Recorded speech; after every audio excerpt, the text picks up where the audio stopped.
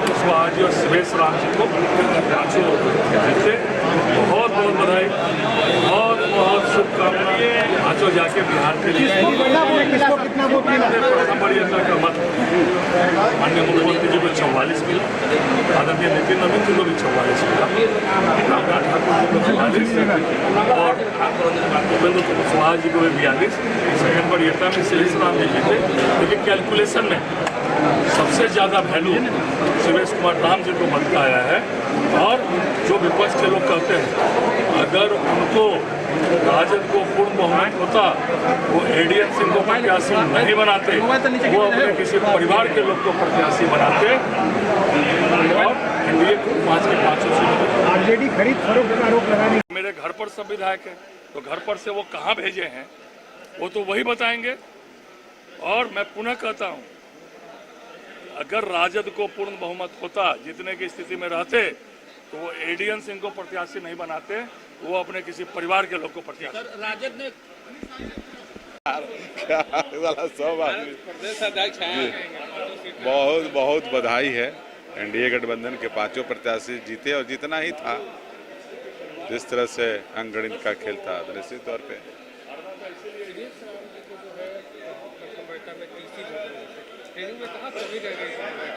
कितना वोट मिला था उनको? नहीं, ये तो हमको नहीं मालूम है, लेकिन हमको जो पता है कि उनको 38 वोट मिला है। और ये नहीं पता है मुझे, लेकिन जीत हो गई और कोई माननीय विधायक जैसे सेकंड वरीयता में जीत गए।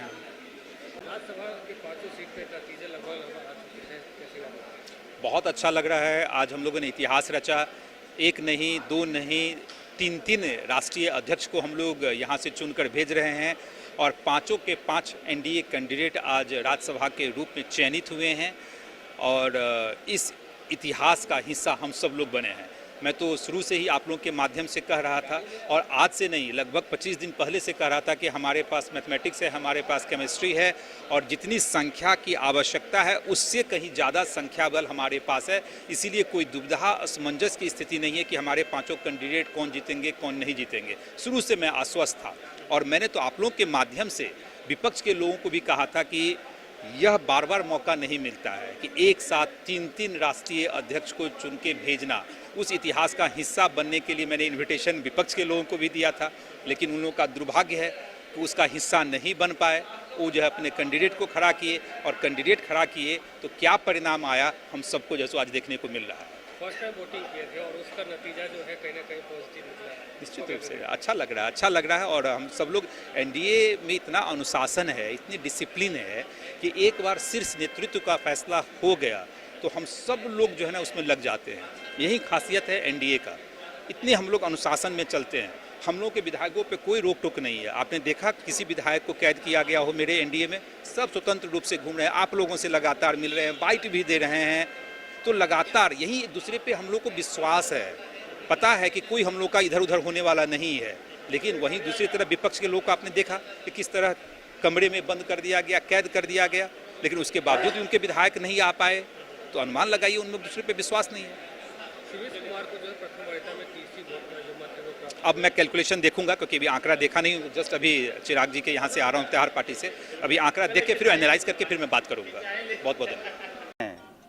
नीतीश कुमार जी को 44 मत पड़े हैं और नितिन नवीन जी को भी 44 मत पड़े हैं। रामनाथ ठाकुर जी को 42 और उपेंद्र कुशवाहा जी को भी 42 मत मिले हैं।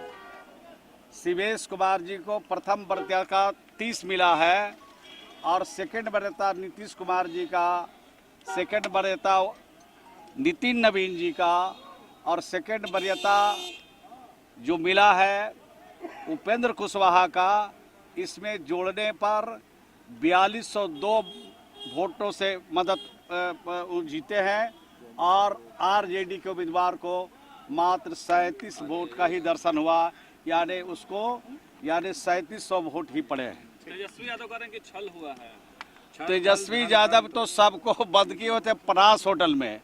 अब उनके परिवार के लोग जिनका जो विधायक वोट नहीं डाले हैं, उनके परिवार के लोग उनको खोज रहे हैं कि हमारे परिवार के माननीय विधायक को कहाँ रखे हैं, बताइए।